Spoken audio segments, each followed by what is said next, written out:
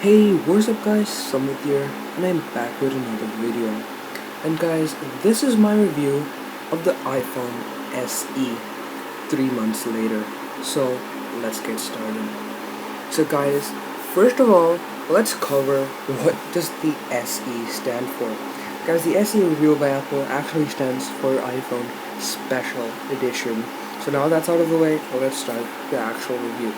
So guys, first of all, one of the most striking things about this phone is actually its price. The iPhone SE is Apple's take on a mid-range smartphone market. The iPhone SE runs for $400 at its base price for 16 gigs. So that definitely makes Apple competing with other mid-range smartphone manufacturers, and is definitely less. And the cost of this phone is definitely less than Apple's new iPhone 6s. So let's actually start the review now. Okay, so first of all guys, let's talk about the actual design and build of this phone. So as you can see right out of the box, this has a 4-inch display. So Apple has gone back to what it did with the 5s and 5 with the 4-inch display. Apple said that they have aimed the iPhone SE for users who liked the smaller display, who are more used to it. So, and guys, what this means is that the iPhone SE has the exact same form factor as the iPhone 5 and 5s.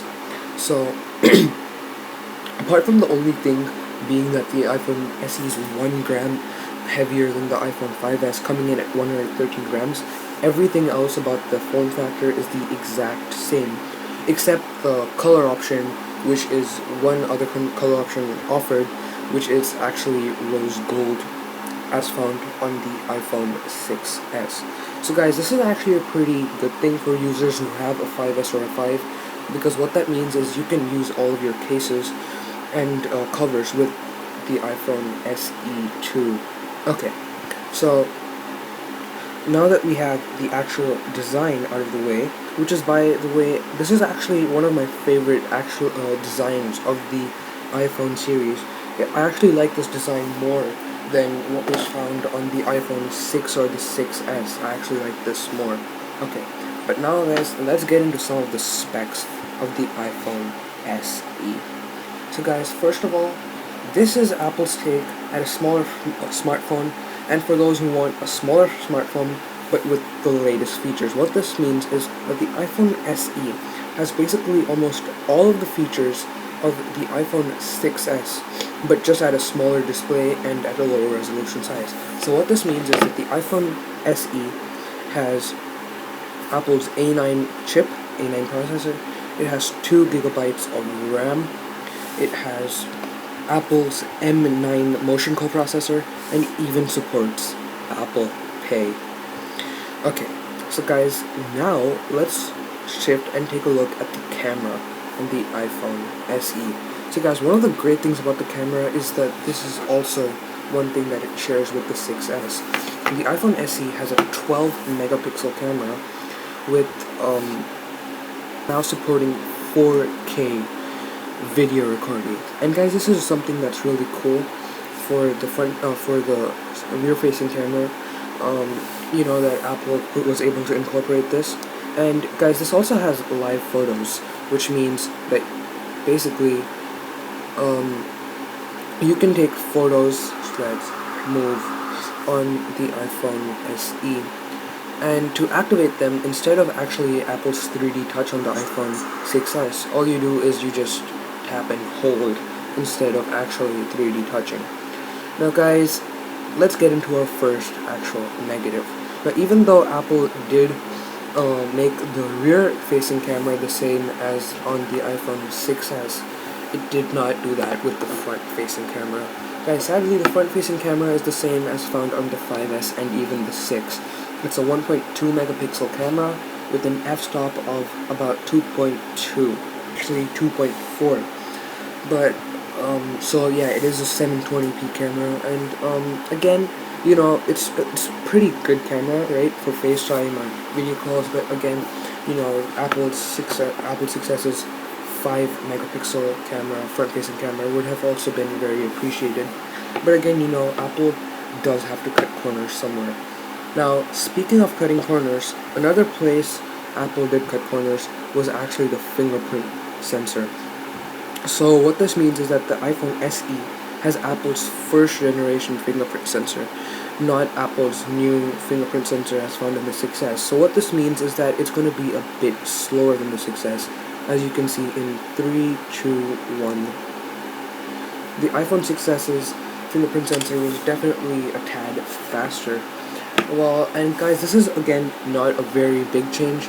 It was definitely something that, I would have been rather appreciated if they would have incorporated the newer, faster fingerprint sensor. And guys, the last place that Apple actually did cut corners on was actually 3D touch.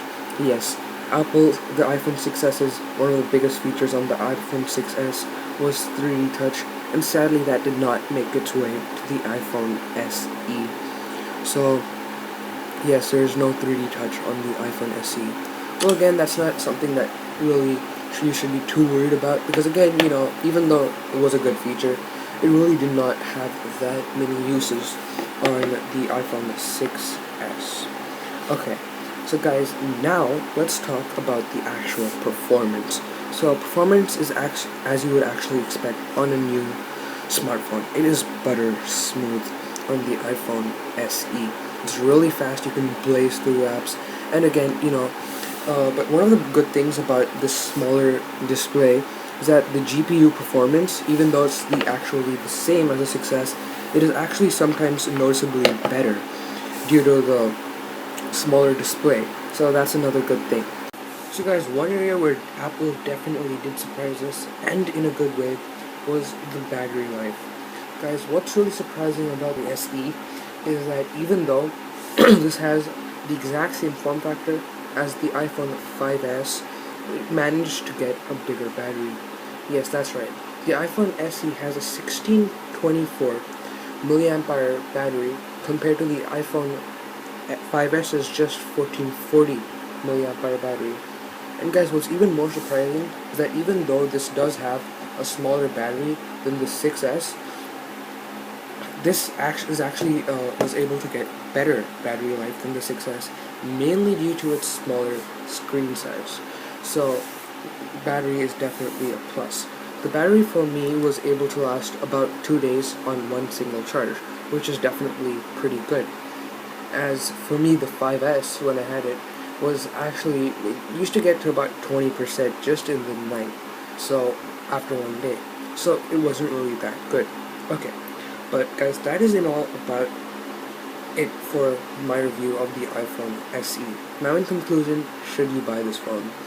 Now guys, if you have an iPhone 5S or below, and you actually like the 4-inch display, then definitely you should go for this phone. Because at $400, this is one of Apple's best iPhones ever made, especially for the mid-range market.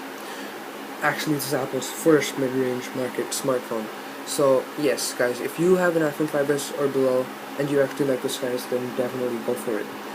But even if you have a bigger phone, and you are okay with the phone size, then I would think this is one of the best phones that you can go for, and easily is able to compare with other manufacturers.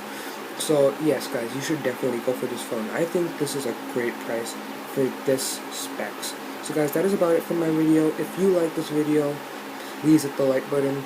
Guys, please subscribe to my channel for more such videos, and I will catch you in the next one. Until then, peace.